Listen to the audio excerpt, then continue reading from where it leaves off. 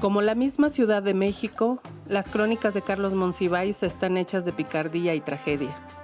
Picardía porque su ánimo es festivo, solidario y toma de frente al humor. Trágica porque, como lo describió en Apocalíptic, entre otros libros, esta ciudad es un monstruo que engulle a sus hijos.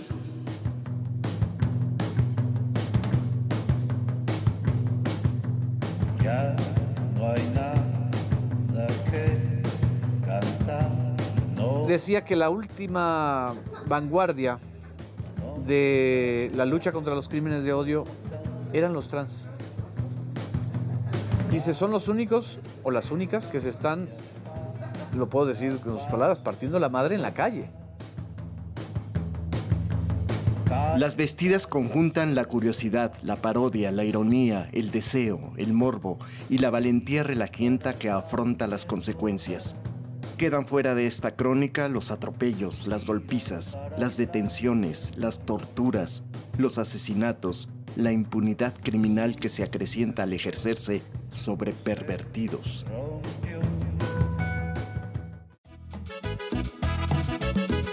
A él le interesaba mucho hacer registro de las expresiones de la cultura popular, ¿no? Era lo que más le interesaba, ¿no? Me parece que para él era la ciudad más viva, era la de los barrios populares. Y por eso frecuentaba mucho los espacios donde la cultura popular se expresaba, ¿no? Ya fueran las vecindades, lo acompañé una vez, lo invitaron a una fiesta de 15 años, ¿no? En una vecindad del centro y en otra de Tepito. Ya no se enoje, doña Alicia, pero la amante de su esposo, don Mauricio, no es la del 8, pobrecita mía tan sin gracia. Es la del 14, así como la ve de gorda. Ay, don Remigio, ¿quién le manda a ser viudo y sin hijos y además tan enfermo? Pero no se preocupe, entre todos juntamos para su entierro. Pero nada de enfermedades largas. Si ve que no se alivia, usted ponga de su parte.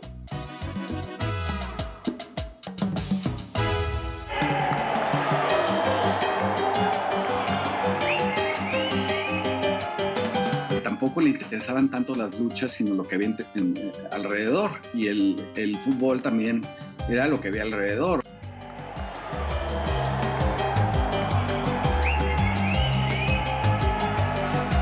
Y en las luchas no le interesaban tanto los luchadores en concreto, digamos, si Octagón le había roto una silla en la cabeza a uno de los hermanos Brazos, sino lo que estaba en torno, la gente que iba, cómo todo eso era el espectáculo del melodrama.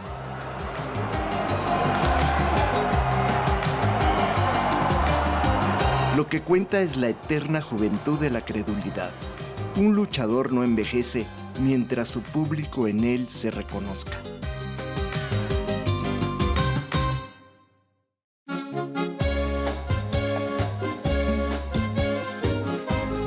La amistad, esa gracia que puebla la ciudad de Monsi. Nuestra amistad duró prácticamente toda la vida.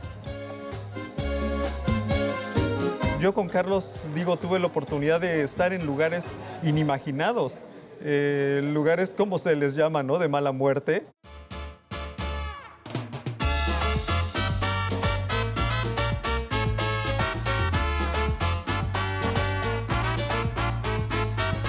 La dinámica de andar con él era que en cualquier momento se te podía parar e ir y dejarte ahí. O en cualquier momento te podía jalar y decirte, pues vámonos a... Si estábamos, por ejemplo, en una celebración de Año Nuevo, en la casa de unos galeristas muy exquisitos, pues en ese momento él se paraba y te decía, vámonos al Butterfly. Y teníamos que ir al Butterfly o vamos al Butterfly. Y después del Butterfly podía irse a otro lugar completamente distinto.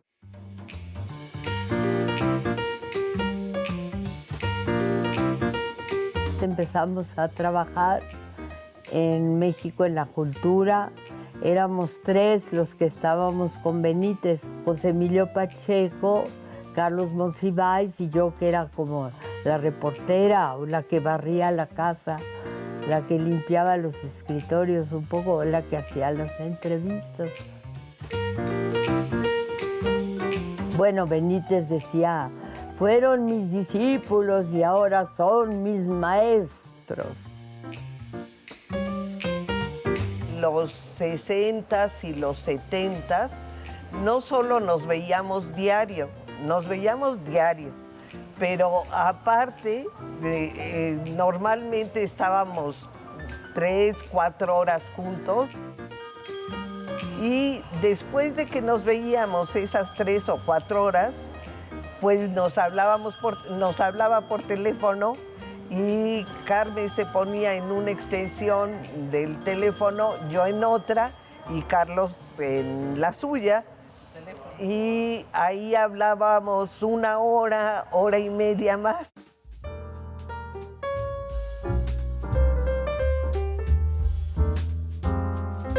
Para mí fue un shock. Conocerlo fue un shock. Yo era un estudiante de economía de la UNAM, sin mucha cultura, sin mucha experiencia, Y sí, para mí fue un shock. Yo recuerdo que en un tiempo estuve deprimido por eso, ¿no? Porque me deprimí fuerte por la distancia que yo vi de la formación, de todo lo que me faltaba, digamos, ¿no?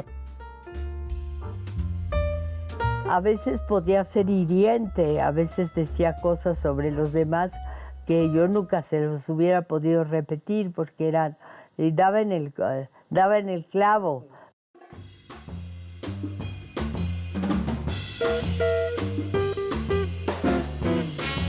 Los apodos te hablan de una manera de Carlos de describir el mundo, ¿no? Así es. Ah, y peor, porque si te quería te ponía los apodos más, digamos que más poco agradables que te pudieras imaginar, pero era parte de su afecto. Así es. Era un gato, si te quería te dañaba. Y si te lamía, ten cuidado, ¿eh?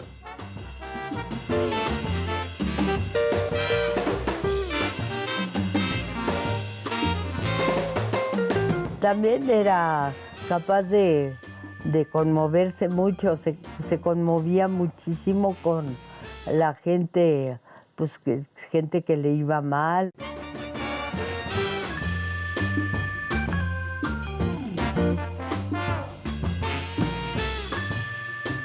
Siempre nos traía regalos, ¿no? Desde un suéter, mascada, perfume, lo que fuera.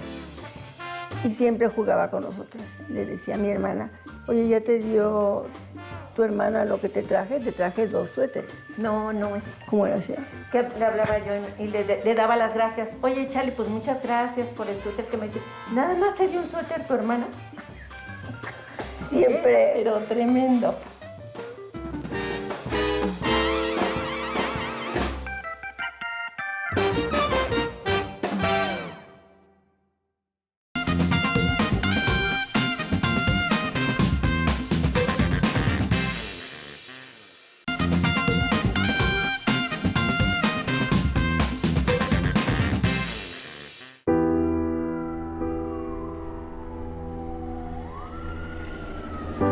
Y entre las desgracias de la ciudad, no hubiera podido escapar a los ojos de sus más importantes cronistas, la mayor de todas, el sismo de 1985.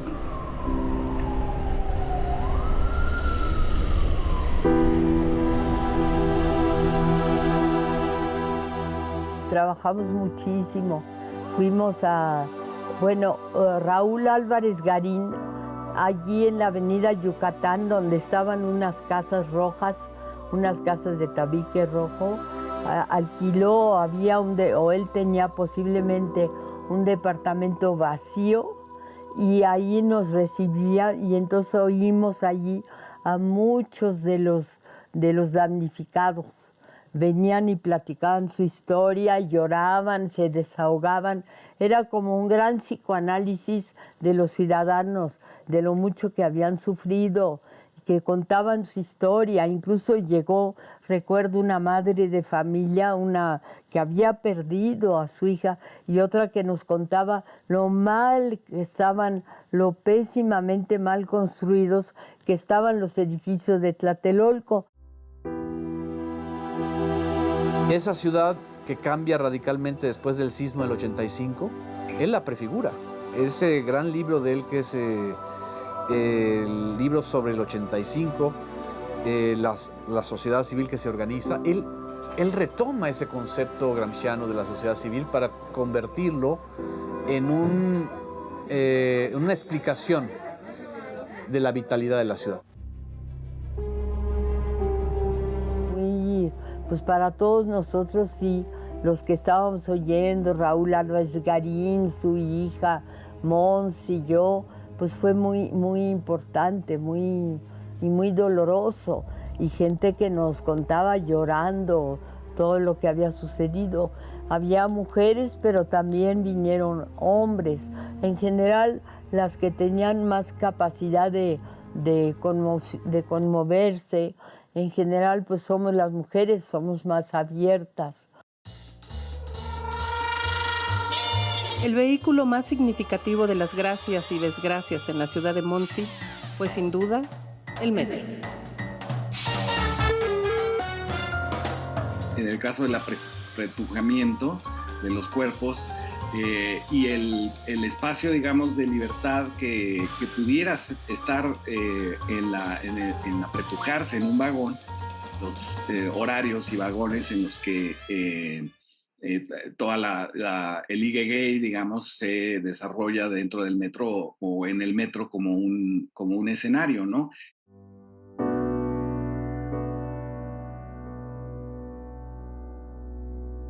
No sé qué hubiera escrito de la línea 12 del metro, por ejemplo, pero estoy casi seguro que también le hubiera encontrado una explicación dentro del esquema del derrumbe, de la ambición en una ciudad que lo que menos quiere es que los ambiciosos se la apropien, sino que más bien quiere la democratización de la ciudad. Y ahora, ¿cómo olvidar el paseo que realizamos en el metro con el mismo Monsiváis? Los apretujamientos me destruyen. Ajá. ¿Falta mucho? ¿De la entrevista? No, si quieres ahorita ya vamos muy avanzados. Pero yo para que también se vea la circulación en el metro. Sí, ¿no? Sí. Deberían dejar sentar a alguien aquí, ¿no? Sería padrísimo. Sí, ok. Oye, Luis.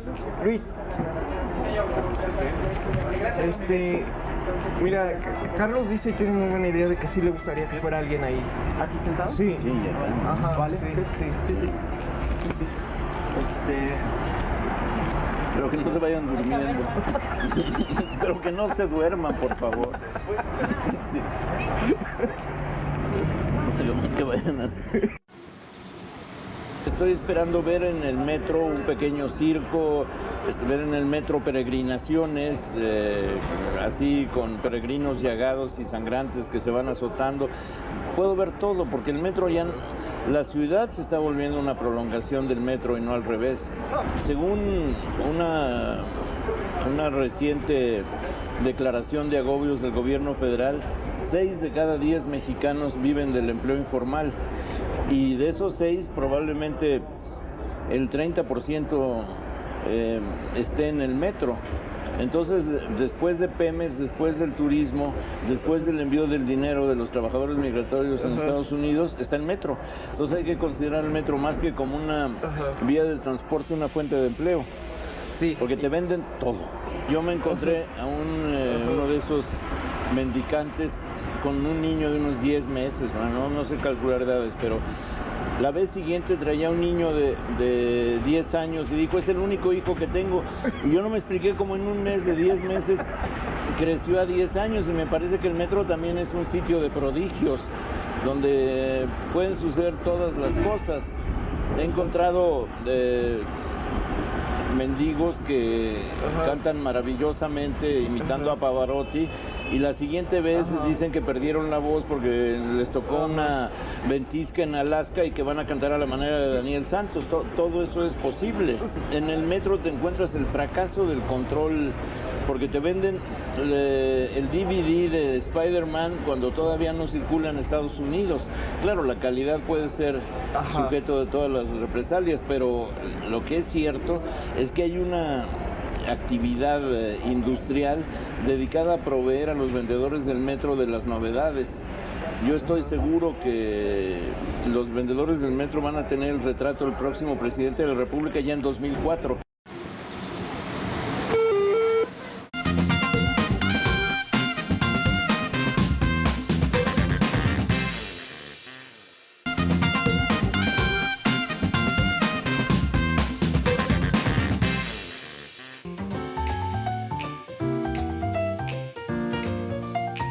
Ahora en el metro, si alguien lee algo, cosa que no suele ser posible, a veces es inconcebible, si alguien suele leer Carlos Cuauhtémoc Sánchez o todas esas utopías de la autoayuda, que son utopías a domicilio bastante precarias, pero que le dan la ilusión al que lo lee que está memorizando las recetas del triunfo, o sea, el triunfo en el más allá para que te condecoren como santo, o sea, el triunfo en el trabajo para que tu jefe te mire por vez primera después de haber trabajado apenas 40 años.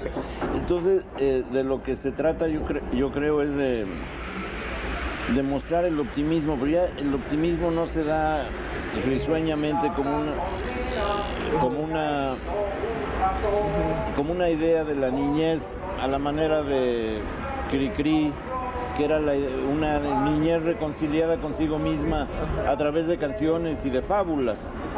Y entonces lo que hace la gente para mostrar su optimismo es ir leyendo esos manuales de autoayuda tan deplorables. ¿Quién oye ahora Cricri, que estamos oyendo El Ratón Vaquero? Los niños que sueñan con tener la niñez de sus abuelos, y esos ya son muy pocos.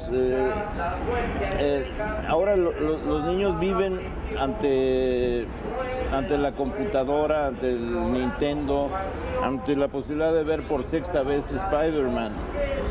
Una niñez que se individualizaba a través de los gustos ha desaparecido, y en el mismo sentido el metro lo que contiene es una sociedad que renunció a su infancia para quedarse en una edad indeterminada, que no es la madurez, pero que tampoco tiene que ver con realidades concretas. Ahora es muy difícil mostrarlo facialmente, entonces yo no puedo interpretarlo. Lo que veo es que lo que se lee, cuando se lee, suele ser deplorable. Y aunque me hables inglés, no te dejaré salir.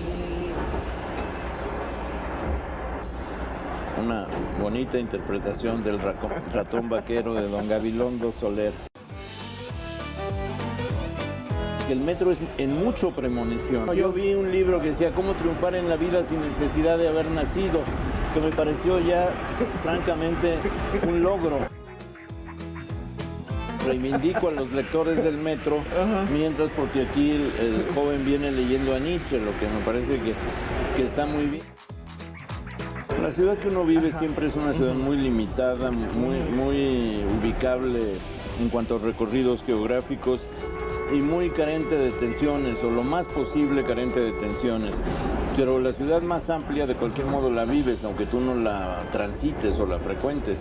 Esa ciudad es una ciudad desorbitada, con una demografía que aplasta las mejores intenciones, con demasiada gente en cualquier sitio, con una imposibilidad de sentirte una célula solitaria.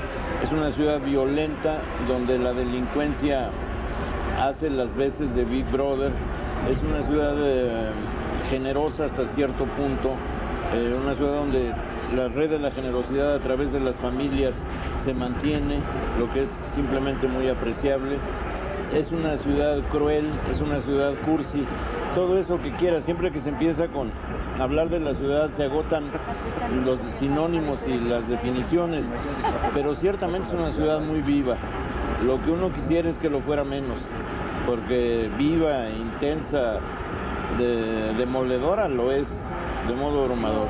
Finalmente estamos en el metro, donde es un paraíso de la piratería, y en ese sentido cobra sentido mi pregunta, y es saber si estuvimos hablando con el verdadero Carlos Monsiváis. Desgraciadamente la falta de demanda hace que solo haya uno.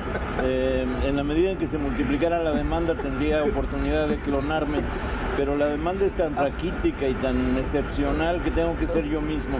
Sí, estuviste hablando con el único. sería indispensable, digamos, la crítica, la mesura. Finalmente, dentro de todo lo que era Monsiváis, era alguien mesurado, era alguien prudente en política, siempre del lado de las causas perdidas. Estamos también hablando del gran conector de México. Y sabía polemizar, porque también tenía esta capacidad de escuchar, de sintetizar, de ironizar y al mismo tiempo de revirar. Yo creo que Monsiváis también tendría una actitud crítica, ¿no? Es decir, siempre fue así, aunque a veces se equivocaba también, y él mismo lo aceptaba, ¿no? Decía, bueno, aquí esto no me salió tan bien, tal. Y luego rectificaba y corregía. Hay que traerlo, no creo que haya necesidad de llamar a la Ouija, ¿verdad?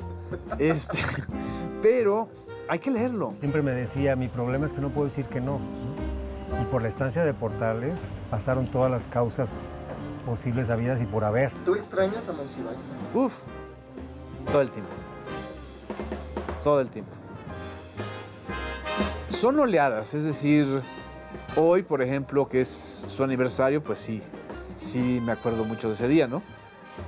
Es lo que sucede con gente a la que quieres mucho, que conforme pasa el tiempo, la ausencia es mayor y paradójicamente su presencia es mayor.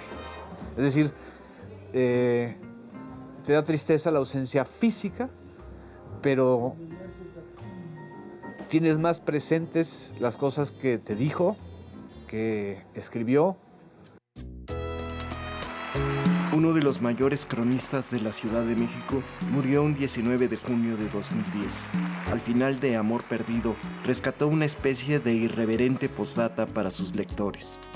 Ustedes son mi público, como mis hermanos y mi familia. Unos hijos de su chingada madre. La única clase que hay, la única existente.